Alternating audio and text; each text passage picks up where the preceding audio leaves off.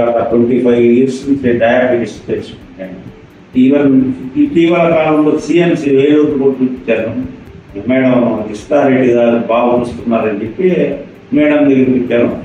ఆమె ఏమో కానీ ఆమె చూసినప్పుడు ఆయన నాకు చాలా షుగర్ బాగా తగ్గింది, నాకు ప్రాబ్లమ్స్ కూడా చాలా వస్తున్నాయి. నాకు చాలా సాటిస్ఫై అయ్యాను మేడం.